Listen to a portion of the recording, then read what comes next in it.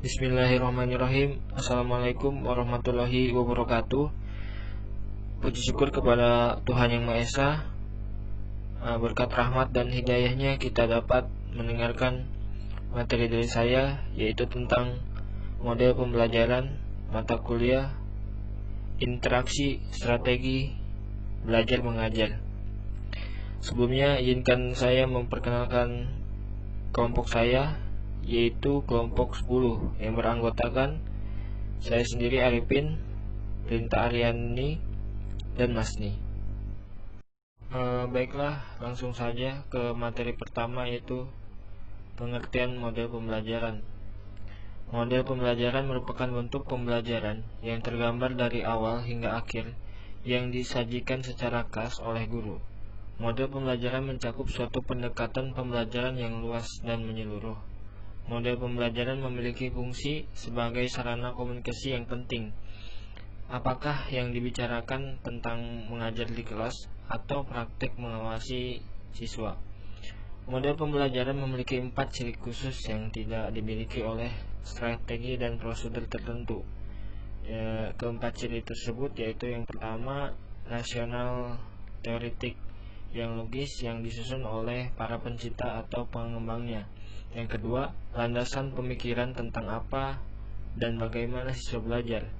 Yang ketiga, tingkah laku mengajar yang diperlukan agar model tersebut dapat dilaksanakan dengan berhasil.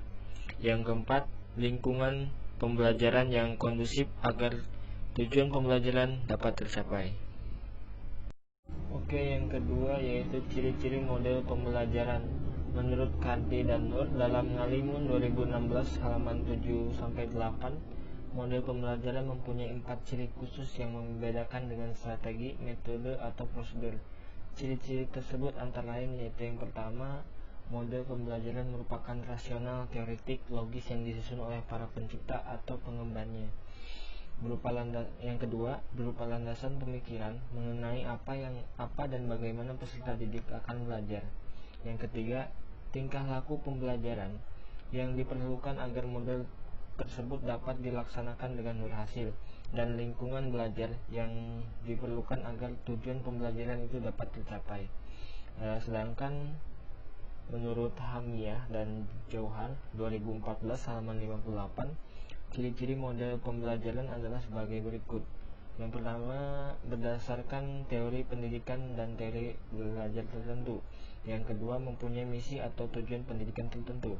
Yang ketiga, dapat dijadikan pedoman untuk perbaikan kegiatan pembelajaran di kelas. Yang keempat, memiliki perangkat bagian model. Yang kelima, memiliki dampak sebagai akibat penerapan model pembelajaran baik langsung maupun tidak langsung. Oke, selanjutnya yaitu jenis-jenis model pembelajaran.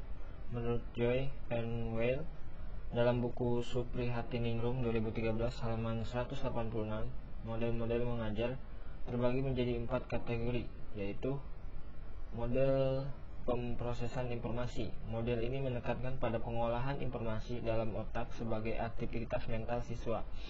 Model ini akan mengoptimalkan daya nalar dan daya pikir siswa melalui pemberian masalah yang disajikan oleh guru. Yang kedua, model pribadi. Sesuai dengan namanya, model mengajar dalam rumpun ini berorientasi kepada perkembangan diri individu. Implikasi model ini dalam pembelajaran adalah guru harus menyediakan pembelajaran sesuai dengan minat, pengalaman, dan perkembangan mental siswa. Yang ketiga, model interaksi sosial. Rumpun model mengajar social interaction model menitikberatkan pada proses interaksi antara individu yang terjadi dalam kelompok. Model-model mengajar disetting dengan pembelajaran berkelompok. Model ini mengutamakan pengembangan kecakapan individu dalam berhubungan dengan orang lain. Yang keempat, model perilaku. Rumpun model ini sesuai dengan teori belajar behavioristik. Pembelajaran harus memberikan perubahan pada perilaku si pelajar ke arah yang sejalan dengan tujuan pembelajaran.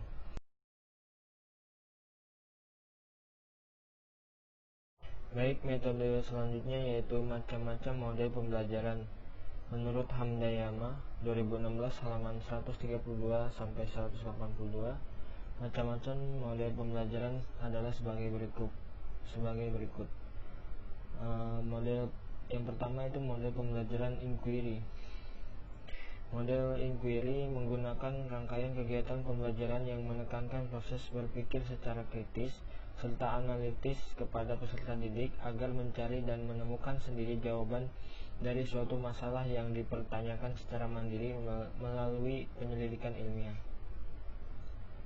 Selanjutnya, model pembelajaran kontekstual merupakan model dengan konsep belajar yang membuat guru untuk mengaitkan antara materi yang diajarkan dengan situasi dunia nyata. Prinsip pembelajaran kontekstual adalah aktivitas peserta didik. Peserta didik melakukan dan mengalami, tidak hanya menonton dan mencatat.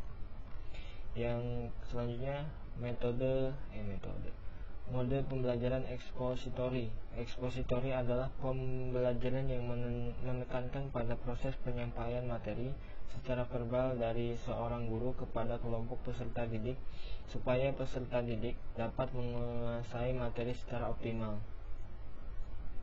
Yang selanjutnya, model pembelajaran berbasis masalah. Nama lain dalam bahasa Inggrisnya adalah problem based learning, yang dapat diartikan sebagai rangkaian aktivitas pembelajaran yang